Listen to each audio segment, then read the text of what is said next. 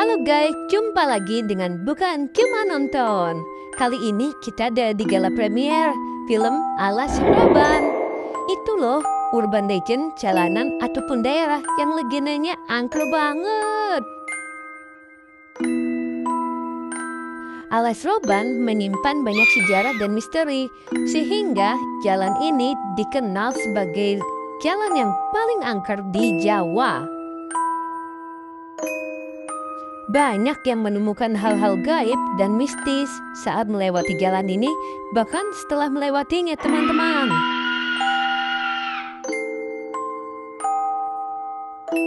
Biar nggak makin penasaran, yuk kita simak questnya.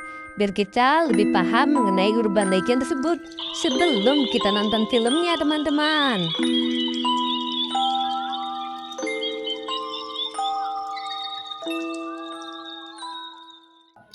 Jadi emang film Alas Roban ini cukup panjang ya persiapannya. Jadi kita sekitar tahun 2023 kalau nggak salah waktu itu kita daftarin IP ini. Terus saya ngobrol sama Evelyn.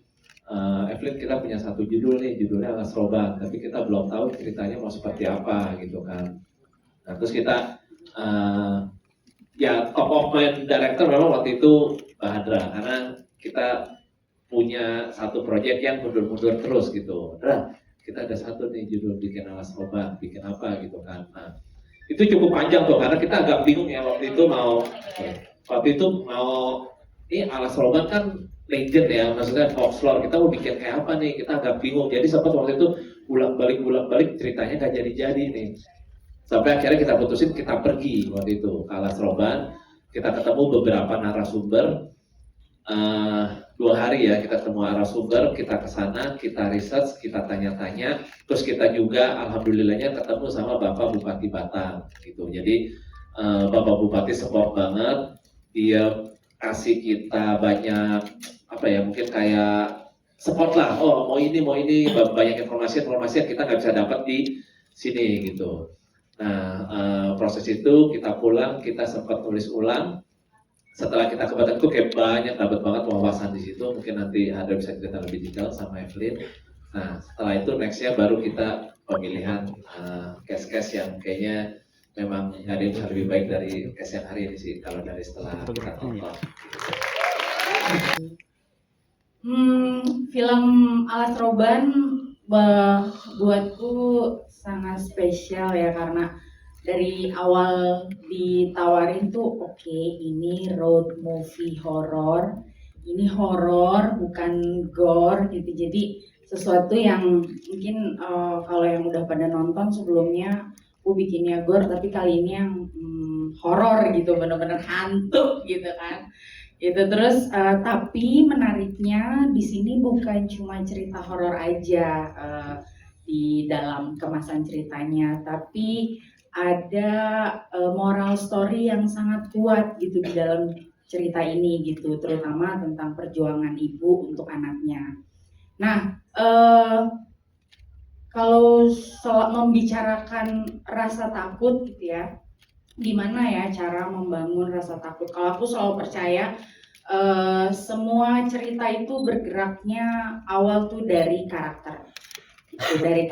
Tapi bedanya di Alas Roban ini bukan hanya bergerak dari ketakutan, traumatik dan psikologis yang ada di karakter aja, tapi kisah Alas Roban sendiri sudah sangat legend dalam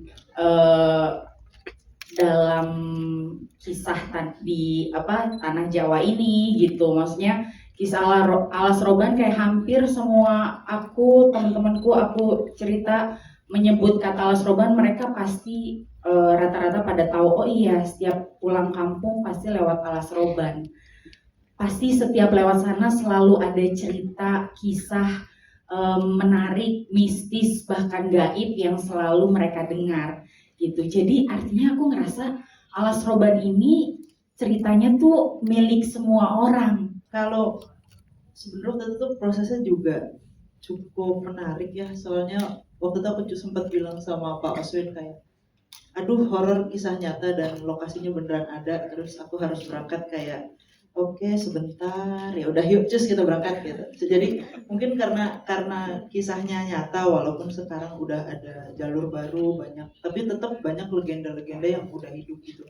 Banyak banget cerita-cerita pengalaman orang tentang apa yang mereka alami di Alas Roban. Nah, untuk sisi menariknya menurutku aku harus cari satu benang merah apa sih kalau ngomongin Alas Roban itu kan kurang lebih artinya alas itu hutan, roban aku lupa apa artinya. Cuma maksudnya alas roban tuh aku coba narik ketika ngomongin hutan itu kita ngomongin sesuatu tentang bumi dan sesuatu tentang alam dan menurutku itu sangat berkaitan dengan mistis yang mana kalau biasanya ada di film horor tuh kita membuat suatu sosok atau kita pakai medium sosok itu aku di sini coba offering sama Mbak Hadra juga sama Kak Osin waktu itu gimana kalau kita main dalam konteks yang jauh lebih tua dan lebih legend yaitu leluhur gitu kayaknya itu merupakan sesuatu yang jarang diulik padahal kita punya medium kisah nyata yang cukup kuat gitu jadi nggak cuma ngomongin Alas Roban karena sebenarnya tempat-tempat di bumi yang belum tersentuh ini aku personally percaya sudah ada penghuninya gitu, udah ada penunggunya dulu jadi sebelum ada manusia yes ada satu dua makhluk yang mungkin kita nggak bisa lihat mungkin berangkat dari kepercayaan itu aku coba deketin ke diriku sendiri pengalaman horor yang tadi Mbak Hadra juga mention kenapa akhirnya larinya ke horor karena menurutku karena kisah nyata balik lagi jadi pendekatannya kayaknya lebih enak kalau kita coba kasih sesuatu yang benar-benar horor yang sangat dekat gitu ke masyarakat. Menurut aku menarik sekali horor horor ini kalau aku baca skripnya aku mau karena bukan hanya horor biasa ada sebuah setuju dengan Bu Hadra ceritanya juga menggesek kehidupan sosial manusia bisa menjadi renungan tersendiri jadi aku senang juga bisa kerjasama dengan Bu Hadra karena aku suka horor yang ada ceritanya yang lebih dalam apa ya jadi kalau aku pelajari riset itu Bu Hadra cukup terbuka untuk membahas siapa sih apa sih di Alas Roban itu ada apa itu juga bikin aku penasaran karena aku cukup awam sih kalau aku tanya tentang Jawa itu kayak legenda yang udah kuat banget gitu jadi aku penasaran siapa sih yang hidup di Alas itu apa sih kenapa ada kejadian-kejadian aneh dan mistisi yang aku dapatkan setelah aku pelajari memang dari mitologi Jawa banyak cerita-cerita legenda dari wayang kulit bahwa kita percaya kalau memang ada roh-roh yang menduduki bumi sebelum datangnya manusia. Jadi setelah manusia itu menduduki bumi, justru terjadi kerusakan gitu. Banyak terjadi kerusakan alam, peperangan dan sebagainya kalau kita lihat dari sejarah Alas Roban. Iya, di sini saya berperan sebagai Supriyanto, seorang supir, lagi-lagi supir. Sering banget dapat jadi supir, tapi kali ini untungnya jadi supir ambulans. Ya. Karakternya sendiri buat saya sangat menarik karena dia punya sebuah pengalaman yang belum terjawab pada akhirnya. Dia kehilangan seorang anak dan seorang istri di Alas Roban, dan ada layer di balik karakter tersebut gitu loh. Dan senang banget bisa bekerja sama dengan Ibu Hadra dan semua teman-teman cast di sini meskipun beberapa udah pernah kerja sama bareng di proyek lain tapi dengan Bu Hadra ini pertama kalinya dan dengan Taskia juga jadi ada 2 ratu horor saya kerja sama di film ini. Coba tepuk tangannya dong. Oh yang satu princess yang satu ratu. Halo semuanya. Hai. Aku sebagai gendis di film Alas Roban.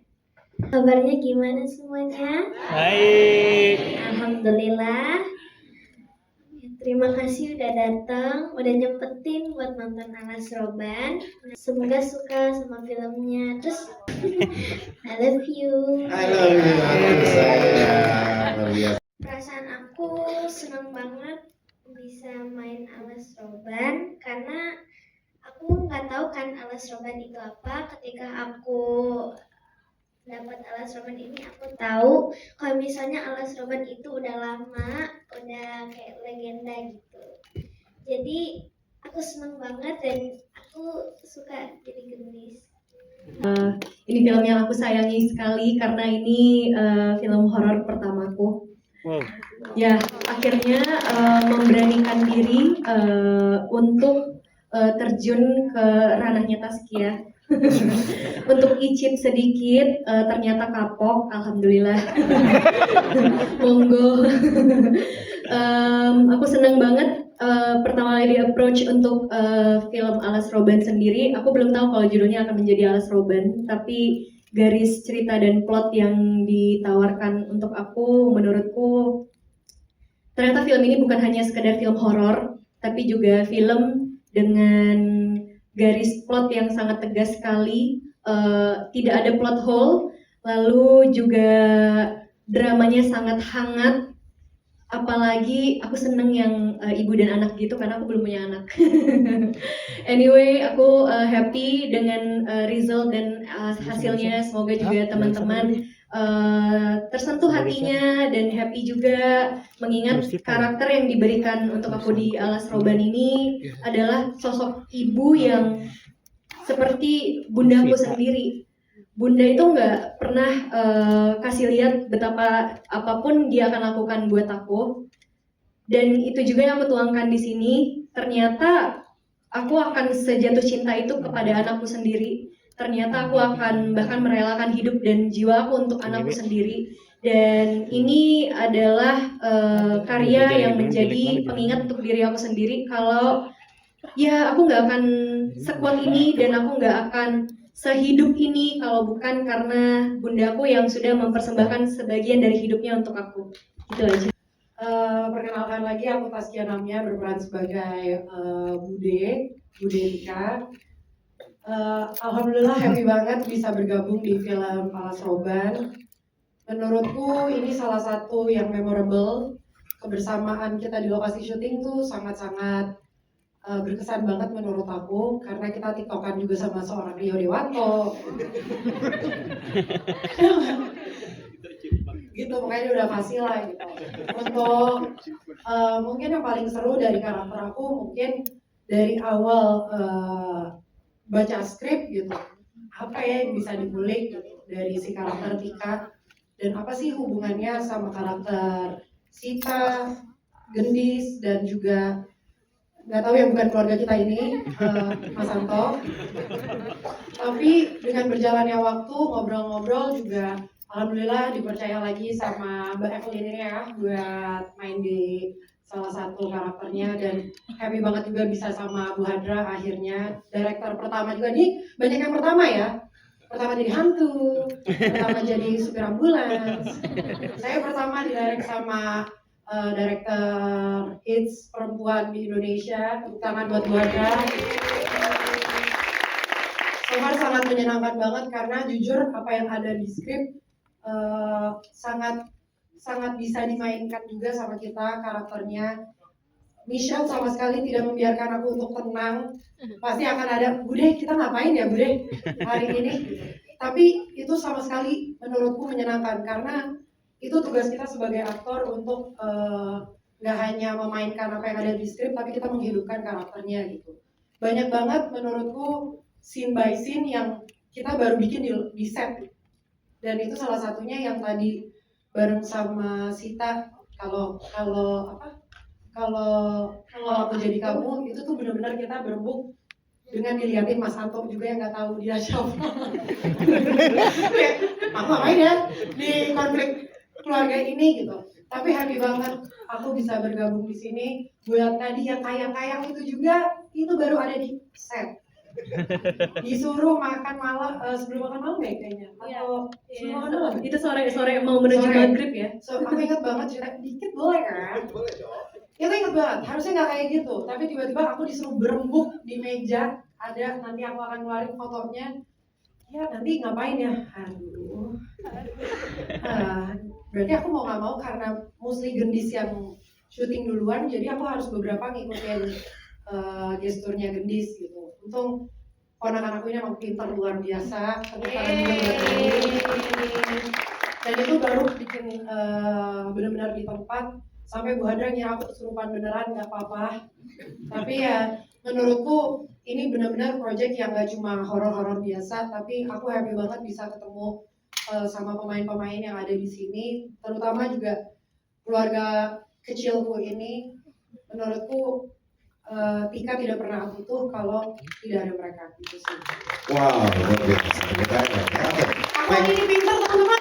Pinter makanya. Semua pinter kok, ya kan? Oke.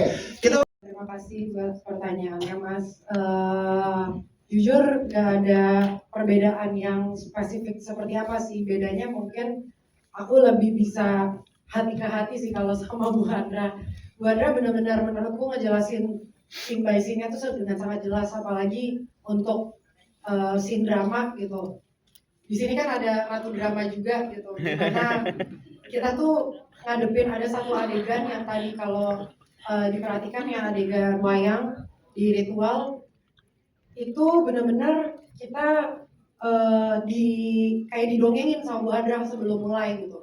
Nah itu menurutku juga salah satunya mempermudah kita sebagai aktor untuk tinggal memvisualisasikannya akan seperti apa gitu. Jadi kita tinggal oke, Bu Hadra maunya kita emosinya seberapa gitu. Sedangkan di situ jujur buat karakter aku dan karakter Sita pun kalau boleh cerita sedikit menyambung dengan Bu Hadra, aku jujur hari pertama sebelum syuting tuh aku belum tahu needs wants-nya karakter Tika tuh apa.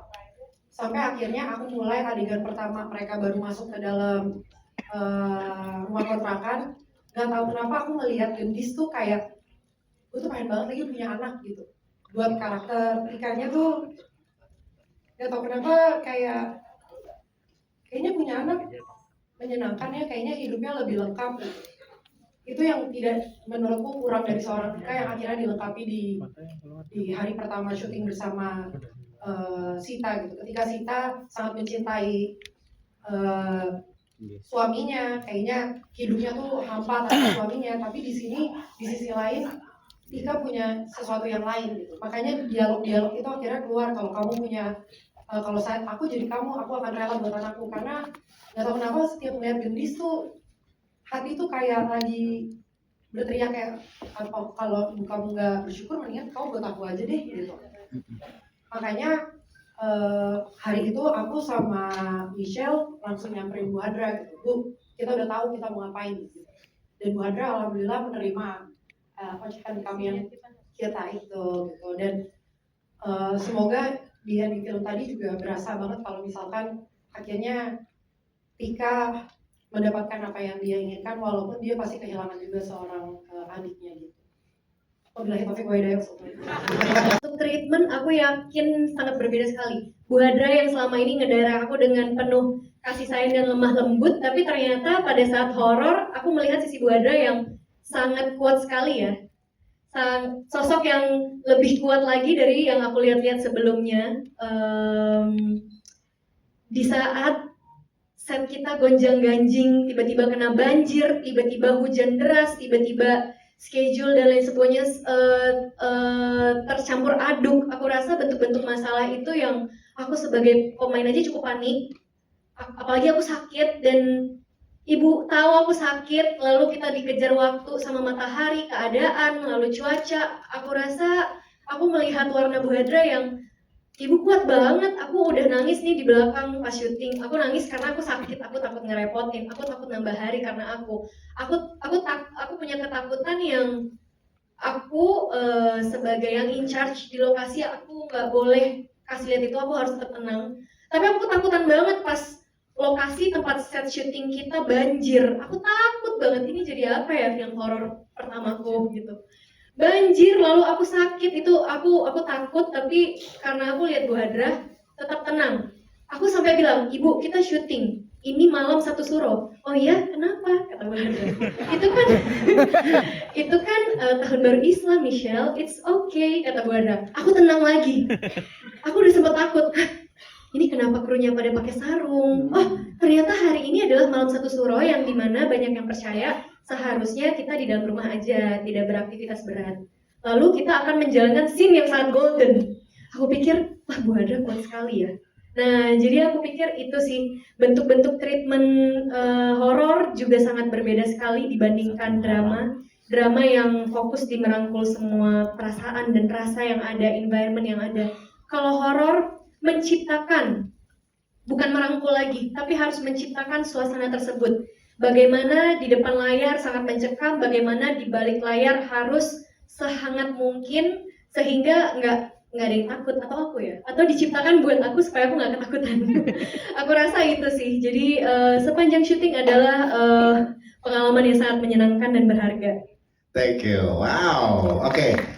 Mencekam, entertaining, tapi dramanya juga sangat kental banget. Oke guys, jangan lupa nonton film Alas Roban ya, nanti tanggal 15 Januari 2026. Ditunggu di bioskop.